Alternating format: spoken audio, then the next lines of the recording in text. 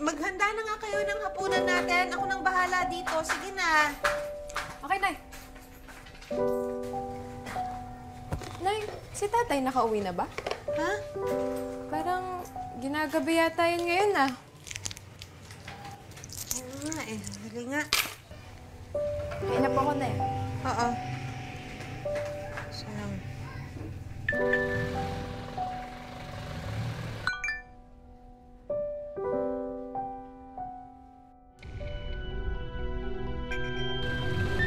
Nay, kaya na po.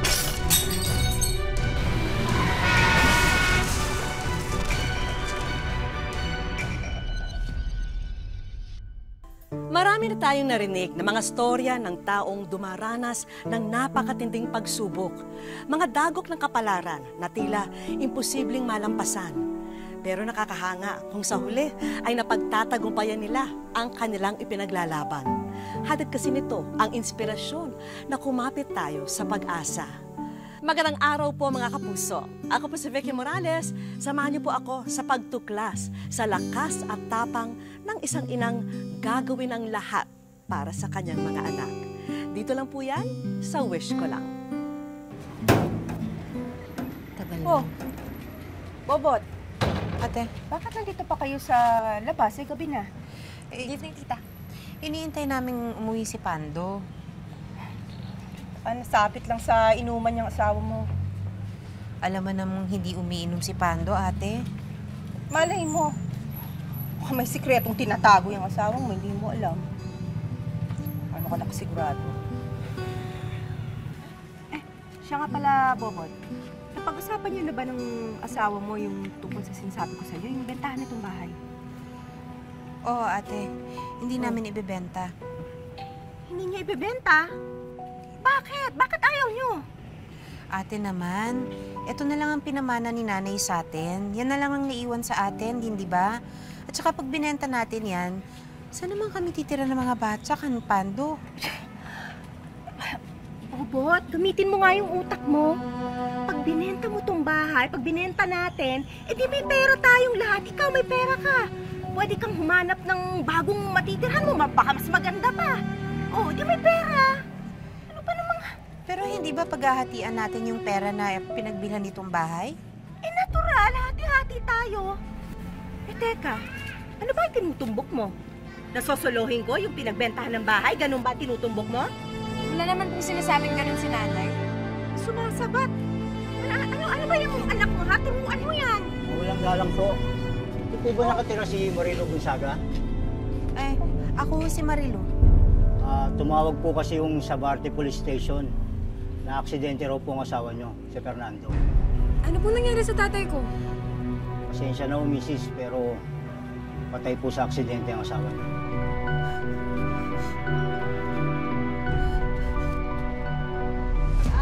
Sa letrang O.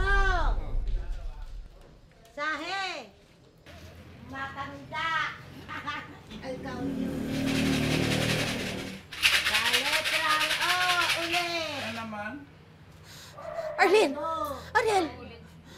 Ano to? 5, 6. Nay, si tita ho kasi. Oh, Bobot. Bakit? May problema ba? Ano to, ate? Uy, bakit? Saan? Hindi ba naman problema ka? Dahil wala kang pantubos para dyan sa asawa mo, para magkaroon naman ng maayos na burol. O, pues tinulungan kita. Kinausap ko yung kaibigan ko. Siya ang gumastos lahat nito. Pero syempre may kapalit yun. Kaya yan, merong pabingo, may pasakla, may konting sugal. Pumayag ka, ate? Aba, bakit yung tono mo parang galit ka pa? Eh, ikaw na nga tinulungan. Bakit, ha? Ano naman ang masama dito? At saka, isa pa, meron ka naman porsyento, ha? Hindi ko naman solo yung kita, hindi naman solo yung kita ng kaibigan ko, ha? At saka makakatulong yun para sa pagpapalibing ng asawa mo. Pero illegal to, ate. Para natin ginagamit ang asawa. Ayan. Puro ka prinsipyo, ha? Bakit? Anong magagawa ng prinsipyo, ha? May nagawa ba yan nung hindi mo makuha ang labi ng asawa mo? At may magagawa rin ba yan kapag hindi mo napalibing ang asawa mo? Mag-isip-isip ka kasi, hindi yan puro katangahan mo. Kakakonsum ito. Sige na, tingnan mo na nga yung asawa mo. Bago pa malasin yung mga nagsusugal dito, mamaya hindi na bumalik. Dali na, doon ka na. Saan? Ben. Sige na, sige na.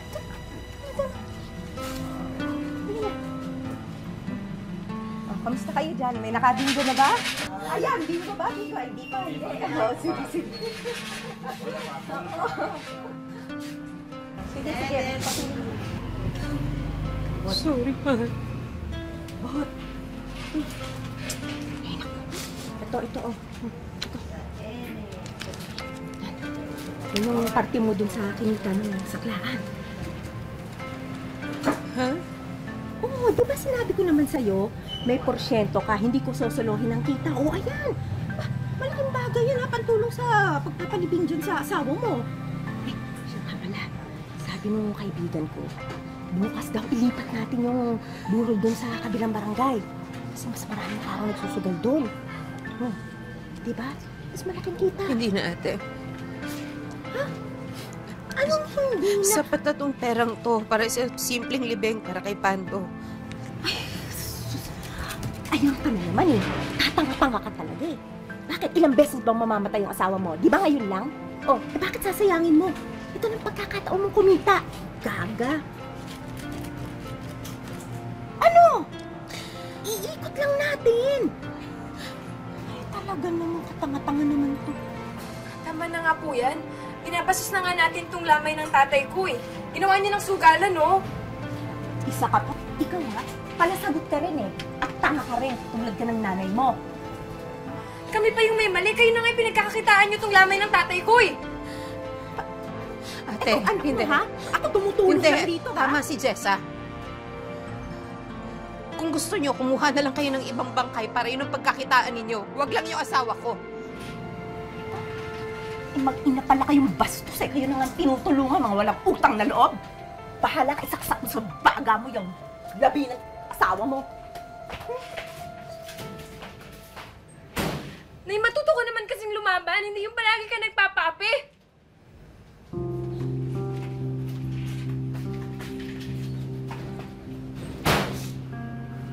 Manong, Ikaw si Bubot, di ba? Yung asawa ni Pando? Uy, condolences ulit ha. Pasensya na, hindi na ako nakarating sa libing. Okay lang po. nabanggit mo sa akin ni Pando bago siya na-aksidente na pinayagan niyo siyang magtawag dito. Oo nga eh, napag-usapan na nga namin yun bago siya umuwi. Bakit? Gusto mo yung binatilyo mo na lang ang pumalit sa kanya? Ako po sana. Ha? Sigurado ka? Hindi madaling trabaho to. Saka, barya-barya lang makukuha mo rito. Opo. Eh, naubusan na rin ho kasi ako ng puhunan sa pagtitinda eh. Kailangan ko ng ibang trabaho. Naku. Sige. Sige na nga, kung hindi lang ako naaawa sa'yo. Talaga ho? Naku, maraming salamat ho, Manong ah. Philcoa, Litex! Konti na lang, lalarga na! Philcoa, Litex! Pasok na! Uy! Umayos kayo na upo dyan, ha? Bilis! Pasok na! Philcoa, Litex! Tuping, halika nga dito. Oh, Manong. Siya si Bobot, byuda ni Pando. Yung kakatag dati dito. Biyuda ba ka mo? Alam mo, Manong. Ganyan yung mga type ko eh.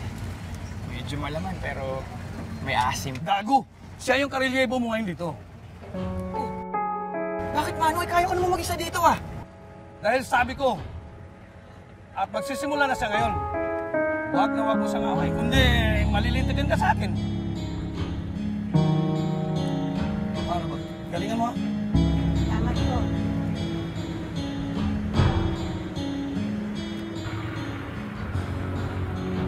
Oh, marunong ka ba? Kaya mo ba? Alam mo kung saan narutan yan?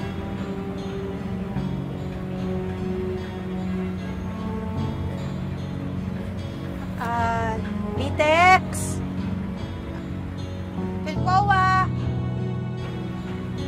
Lakas mo!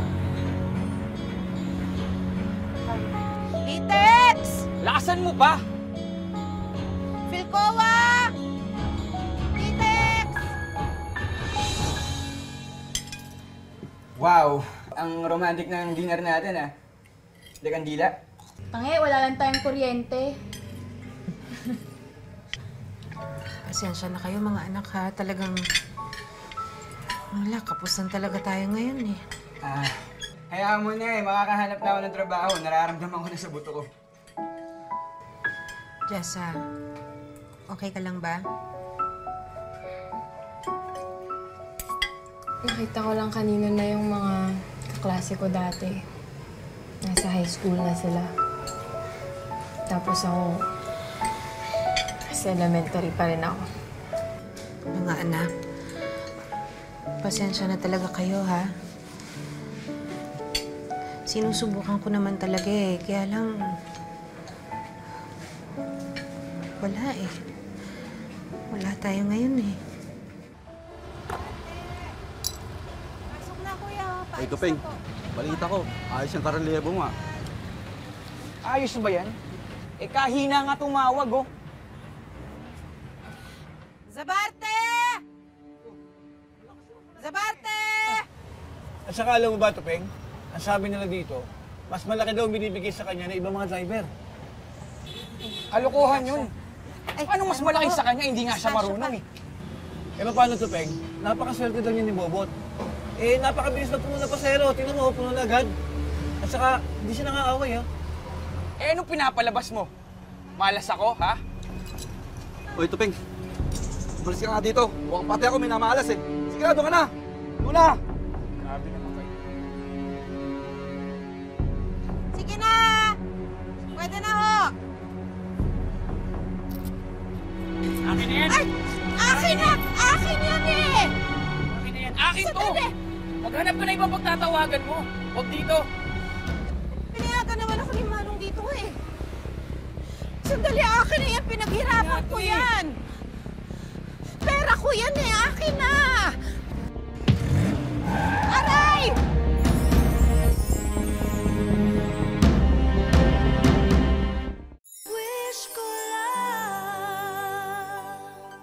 Dahil sa alitan sa kinikita sa terminal ng jeep, napag-initan ng kapwa barker si Bobot. Isang aksidente ang nangyari na lalong magpapahirap sa buhay nilang mag-iina. Aray!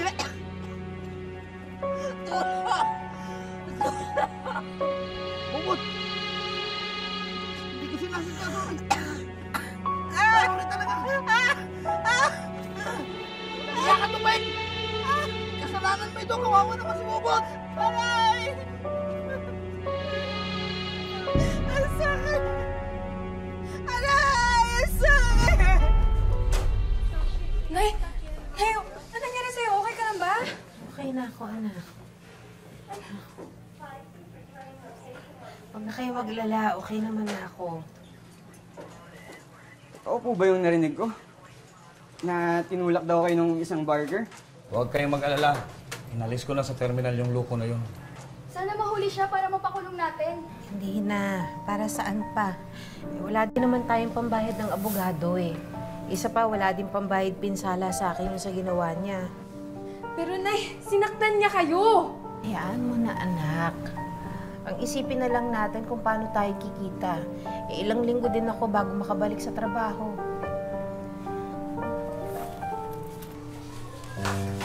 Ay, gitinda na po ako. Oh, sige, mag-iingat ka, ha? Okay. Ingat. Nabalitaan mo yung nangyari. Kaya bumisita ako. Ay, dali lang po. Kumusta ka na po, Chang? Kayo dapat ang kinukumusta ko. Sorry at hindi ko agad nalaman na yung nangyari kay Pando sa pagkamatay niya. Kung alam ko lang eh, dapat mas maaga akong nakadalaw. Maraming salamat, Titche. Ang totoo niyan, Bobot, kaya ako nandito eh para mag-alok ng tulong sa'yo. Kung okay lang sa'yo, kailangan ko siyang kasama sa tindahan. Si Arlene sana. Ha? Kailangan ko kasi ng kasama sa bahay. Sisiguraduhan ko naman siya. Saka, pa rin naman din siya mag-aral. Papakabait ka din, ha?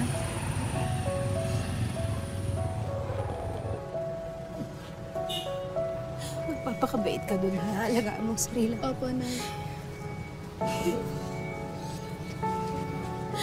Che, ikaw nang bahala sa kanya.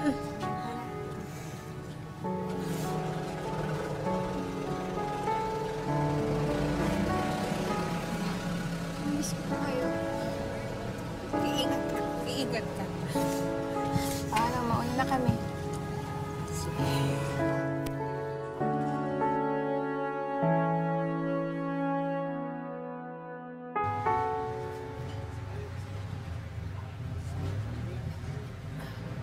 Ilan pa? Saan? Oh, Fairview! Fairview! Sakay na! 8 na lang, oh! Para makabiyahe na! Sige po, dun po sa may dulo. Sakay na ho, para makaalis na. Fairview! Kumusta na binti mo? Ay, Manong. Ano naman ho? Okay na ho. Pwede na. Alam niyo na ho, kailangan kong magtrabaho eh. Wala na rin yung mga pagkain sa bahay para sa mga bata. O sige, basta ingat ka palagi. Sige ho. Dito man ako. Maraming salamat po. Kasya pa, may kasya pa. Oh, Fairview! Biyahing Fairview! Sakay na! Oh, ayan, yan pa. Yung gamit mo.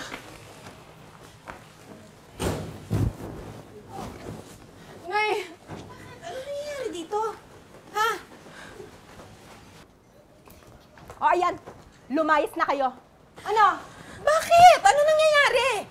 Hindi na kayo pwedeng tumira dito. Nabenta ko na ang bahay. Kaya sige na, lumayas na kayo. Nabenta? Paano mo nabenta yung bahay? Hindi na importante kung paano ko nabenta ang bahay. Ang importante, nagawa ko na. Kaya pwede ba? Umalis na kayo, hindi na kayo pwede dito. Ate naman. Ate, kapatid mo ko. Paano mo nang managawa sa amin to? Mga pamangkin mo, saan kami titira?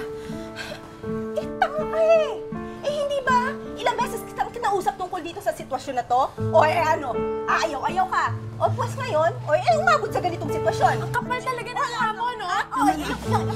Magsabihan mo yun, ha? Ate naman, nakikiusap naman ako. Huwag naman ganito. Basta nagawa ko na eh. Anong gagawin ko? Kaya lang kayo susoli ko yung pera to sa pinagbentahan ko. Ay nako, lumayas na kayo! Magsabihan mo yung anak mong bastos, ha? Sige na.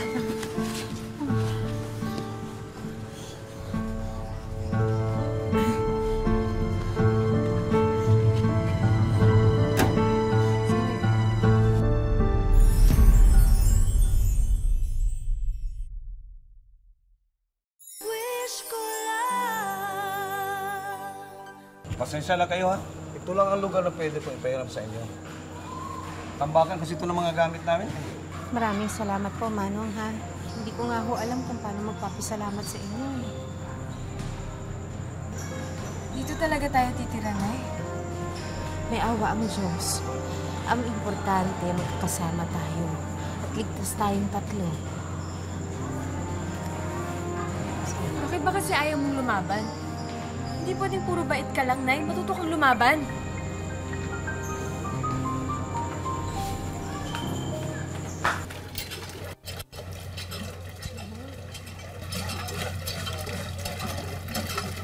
Oh! Kalahin mo nga naman magkita pa tayo dito. Ang ginagawa mo dito, Tupeng? Dito ako nakatira. Akong dapat nagtatanong sa'yo, anong ginagawa mo dito? Ito ba yung dating pumilay sa'yo? Uy, okay itong anak mo ah. Matapang, gusto ko ito palaban. Huwag mong idadami ang anak ko. Easy ka lang. Relax. Ikaw naman masyado ka nagsiselos agad eh. Alam mo naman ikaw na yung type ko, di ba? Ayaw namin ng gulo, Tupeng. O, sige na. Mag-igib na kayong dalawa. Saka ako na kayo kakausap. 40 na tayo. 15.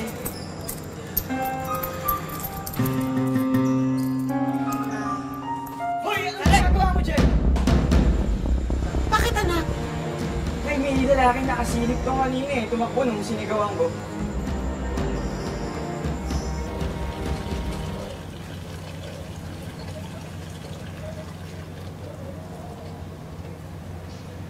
Hi, Miss Beautiful. Mayo ka nga sa akin. Sungit mo naman. Alam mo, nagmana ka sa nanay mo eh. Parehas kayo masungit, pero parehas na kayo maganda. Lumayo ka nga sa akin, sabi, upakan na talaga kita. Tapang mo ah. Bakit may magagawa ka ba? Ay, tigilan mo nga ang anak ko! Sinabi ko na sa'yo, layuan mo yung anak ko eh! Hindi ba sinabi mo yun? Ano ba? Tigil ka na! Tigilan mo yung anak ko eh, di ba? Sinabi mo!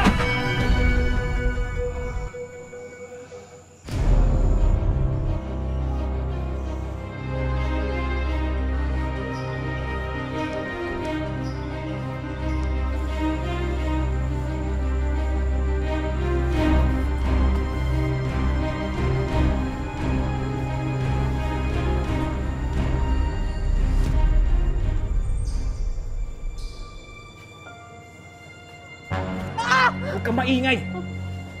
Pag nag-ingay ka, mamartilyuhin kita.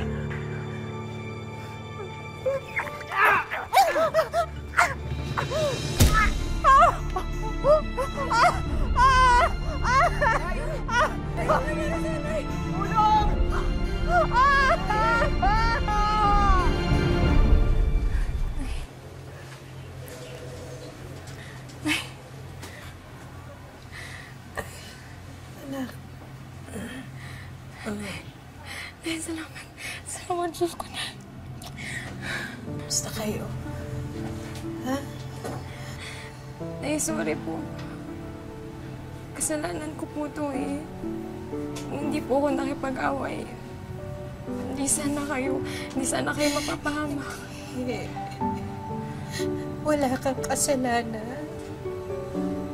Kasalanan to ni Tupeng. Kasalanan na. Sana kita. Ipaglalaban kita ng patayan. Mahal na mahal ko kayo.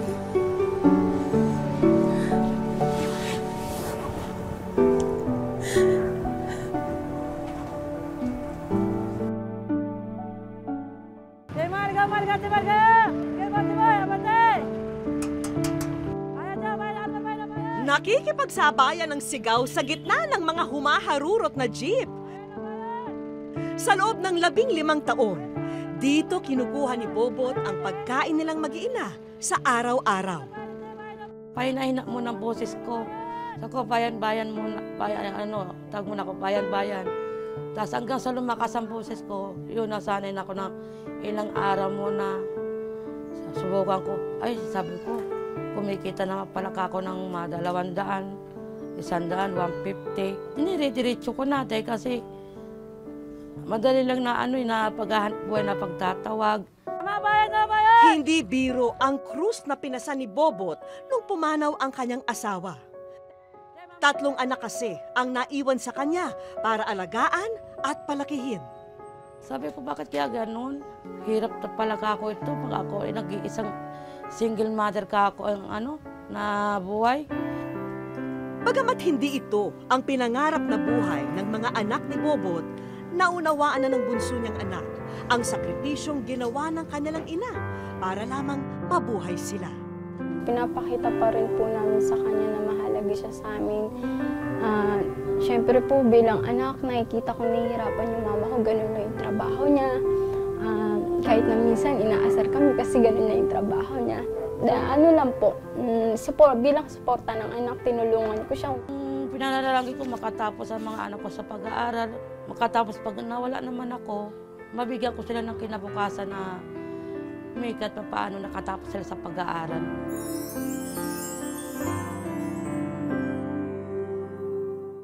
Sa aming pagbabalik. Welcome sa Wish Ko Lang. Wish ko lang. Pagod man sa maghapong pagbabarker, hindi pinapalampas ni Bobot na sumilip sa simbahan sa tuwing may pagkakataon. Ang hindi niya alam, naunahan na namin siya sa loob ng araw na yon.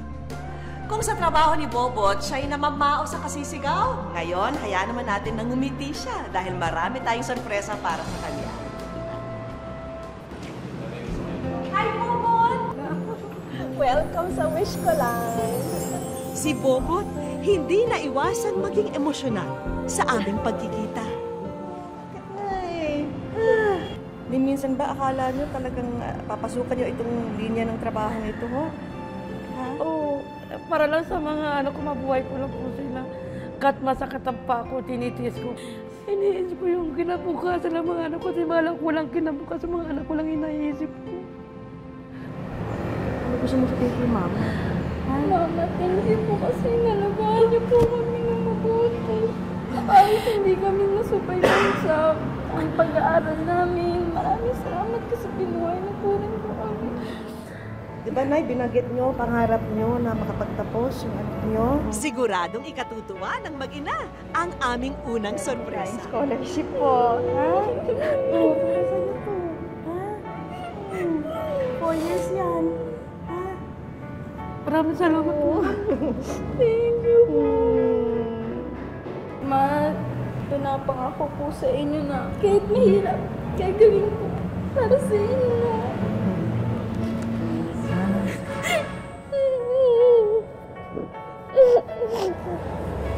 Hindi mo ulit maghanap ng pasalamat ka. Thank you po. Sige, basta matutuwa ako pag nakatapos ka talaga. Ha? Dahil peligroso para kay Bobot ang paghahanap buhay sa lansangan, tanggapin niyo na po itong bago niyong pagkakakitaan. Salamat po sa sawis ko na.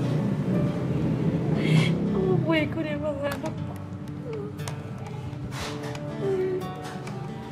Sobra po kami nagpapasalamat. Buong puso po talaga. Talagang natutuwa, masaya po kami ngayong araw kasi hindi po namin talaga expected. Sobrang saya po talaga. Ma'am Vicky, maraming salamat po sa inyo. Sigurado pong aarangkada na po yung pamilya namin. Maraming salamat po. Wala raw duwag na tao. Kailangan lang daw hanapin ang bagay na nagpapalabas sa tapang natin. At sa kaso ni Bobot, ang kanyang mga anak ang pinaghuhugutan niya ng tapang at lakas. Hanggang sa susunod mga kapuso, ako po si Vicky Morales at ito po ang Wish Ko Lang.